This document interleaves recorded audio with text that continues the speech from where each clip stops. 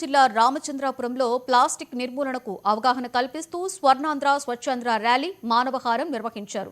Municipal chairperson Sridevi, commissioner రాజు ఆధ్వర్యంలో నిర్వహించిన ఈ కార్యక్రమానికి టీడీపీ నాయకులు వాసంశెట్టి సత్యం ముఖ్య అతిథిగా హాజరయ్యారు. ప్రజలు, విద్యార్థులు, అధికారులతో స్వచ్ఛాంధ్ర ప్రతిజ్ఞ చేయించారు. ఈ సందర్భంగా వాసంశెట్టి సత్యం మాట్లాడుతూ ఈ కార్యక్రమం ద్వారా మన ఆరోగ్యాన్ని కాపాడుకోవడంతో పాటుగా సమాజాన్ని కూడా ఆరోగ్యవంతంగా చేసినట్లుగా అవుతుంది అన్నారు.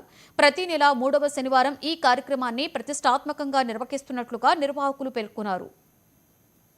తగ్గించాల్సినటువంటి బాధ్యత మన అందరి ప్రజల మీద ఉంది. అదేవిధంగా ఇప్పుడు ఇచ్చేటువంటి ఏదైతే ప్లాస్టిక్ క్యారీ బ్యాగ్స్, నిషేధిత ప్లాస్టిక్ క్యారీ బ్యాగ్స్ ఏవైతే ఉంటాయో వాటిని ఆపి వాటి ప్లేస్ లో క్లాత్ బ్యాగ్స్ కానీ, జూట్ బ్యాగ్స్ కానీ వాడకాన్ని పెంచాల్సినటువంటి బాధ్యత అందరి ప్రజల మీద ఉంది.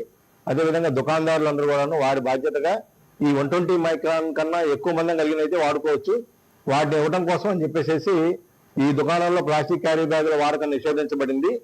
ప్లాస్టిక్ క్యారీ బ్యాగులు కావాల్సిన వాళ్ళు 120 మైక్రాన్స్ కన్నా అధికంగా ఉన్నటువంటి అధిక మందం కలిగినటువంటి క్యారీ బ్యాగులు మీరు తీసుకోవాలంటే కనుక ఈ 5 రూపాయలు అవుతుంది, లేకపోతే 10 రూపాయలు అవుతుందని చెప్పేసి ఒక రేటు పెడితే కనుక అందరి ప్రజలకు కూడా అవగాహన వచ్చి ఈ దుకాణంలో ఇవ్వడం అనే ఉద్దేశంతో వాళ్ళ బ్యాగులు కావచ్చు, వాళ్ళ సంచులు ఏవైతే ఉంటాయో ఆ వాడకాన్ని పెంచుతారు. కాబట్టి ఈ యొక్క అవగాహన ఏదైతే ఉందో మున్సిపాలిటీ నుంచి స్టార్ట్ అయింది. అక్టోబర్ 2 కల్లా పూర్తి స్థాయిలో ప్లాస్టిక్ నిషేధించవలసినటువంటి అవసరం ఉంది. కాబట్టి ఈ లోపల అందరికీ అవగాహన కలిగిన కోసం ఈరోజు ర్యాలీ నిర్వహించడం జరిగింది.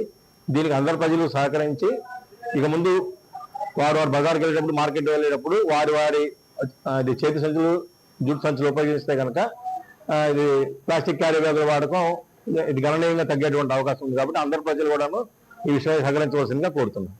అందరికీ